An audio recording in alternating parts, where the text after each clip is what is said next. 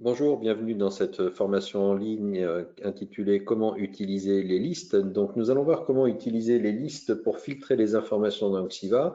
Et pour ce faire, nous allons utiliser l'onglet Liste Société qui va nous amener au maximum d'options que nous aurons à notre disposition pour afficher, gérer et éventuellement exporter les résultats de ces listes. Donc, la première chose ici, nous voyons dans le coin supérieur gauche et dans cette zone de différents tags qui nous permettent de sélectionner les informations que l'on souhaite venir afficher. Donc, les informations, les types de sociétés, les clients, les prospects, les concurrents, les fournisseurs, les partenaires, etc.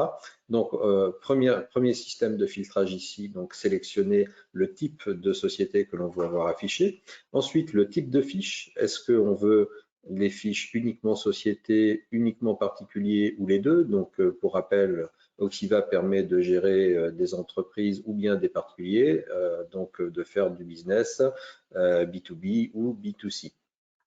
Et ensuite, ici, de pouvoir sélectionner le statut des sociétés, actifs, fermés, inactifs, et ensuite de sélectionner le nombre de résultats qui va être renvoyé. Donc, bien sûr, plus le nombre de résultats est important, plus le temps d'affichage va être impacté. 500, c'est plutôt bien, c'est déjà un bon rapport quantité d'informations versus la rapidité d'affichage.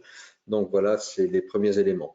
Donc ces éléments de liste et de sélection, en fait, sont filtrés à partir de cet entonnoir. Donc imaginons que je veuille simplement afficher les clients. Dans ce cas-là, je supprime le tag prospect, je filtre et on voit ici que seulement les clients sont affichés dans ma liste. Si je veux remettre les prospects, il me suffit de réafficher le tag, de refiltrer et directement, dynamiquement, ici, j'ai les deux informations, les deux types de sociétés qui viennent s'afficher. Même chose sur les autres filtres. Alors, à quoi servent les trois autres boutons? Eh bien, si mon rôle dans l'entreprise est de gérer uniquement les clients, je vais pouvoir mettre en œuvre ce filtre-là et demander à Oxiva en fait d'enregistrer ce filtre par défaut. Et ce sera donc désormais le système de filtrage qui me sera proposé directement à l'ouverture de la liste société. Si je reviens sur l'espace de travail principal et que je réaffiche ma liste société, eh bien on voit ici que le filtre que j'ai enregistré vient d'être activé. Le bouton rouge ici permet de supprimer le filtre. Donc en fait, on revient en affichage de tous les éléments société. Donc ici, on enlève les présélections et on revient sur tous.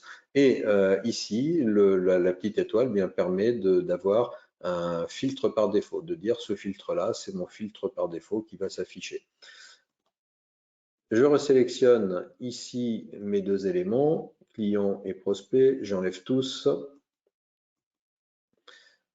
je refiltre. Donc là, j'ai bien ma liste qui vient de se mettre à jour. Donc, quels sont les autres éléments à ma disposition? Je peux ici sélectionner, activer ou désactiver les colonnes que je vais pouvoir afficher. Et je vais ensuite, ici, pouvoir faire une recherche dans la liste. Alors, imaginons que je veuille uniquement sélectionner les clients dont le nom serait tonnellerie ou contiendrait tonnellerie. Donc, je commence à saisir mes caractères et on voit dynamiquement qu'Oxiva vient filtrer l'information et ne m'afficher que ce qui correspond ici à l'information que j'ai commencé à sélectionner. Si je supprime, dynamiquement, je réaffiche toute ma liste. Je peux également utiliser ici l'entonnoir pour venir afficher ici donc des zones de sélection et de dire que moi, ce qui m'intéresse, c'est uniquement les entreprises dont le responsable de compte est Monsieur Legendre, donc je filtre directement, et qui vont avoir pour code NAF 4120B. Donc là, je peux aller sélectionner le 4120B. Alors, les informations qui sont présentées ici dans les sélections dans tête de colonne sont en fait retournent uniquement les informations présentes dans la liste. C'est-à-dire que ici, on n'a pas toute la table des codes NAF, mais uniquement les codes NAF présents dans cette liste. Et je peux aller chercher éventuellement des tags sociétés, éventuellement chercher un secteur, chercher une adresse mail en particulier, un numéro de téléphone, ne chercher ou ne sélectionner que les clients actifs, etc. Donc en fait, tout le système de filtrage interagit en fonction des sélections que l'on met en œuvre. Une fois que la sélection est valide, ou en tout cas qu'on a toutes les informations dont nous avons besoin, eh bien, il est possible, alors je vais simplement réafficher toute ma liste, voilà, je sélectionne les clients, hein, c'était ma liste par défaut enregistrée. J'ai la possibilité ici de venir faire un export, donc un export soit en format XML, en CSV, en TXT ou bien MS Excel, de façon à retrouver toutes ces informations sur un autre environnement de travail. La fonction export, pour ce qui est de la sécurité, la fonction export est désactivable, c'est-à-dire que cette liste-là, si je le souhaite, peut ne pas être exportable par tous les utilisateurs. Donc c'est un droit utilisateur qui est donné par l'administrateur du système et qui va permettre de venir donner la possibilité de réaliser un export des données que l'on voit ici à l'écran.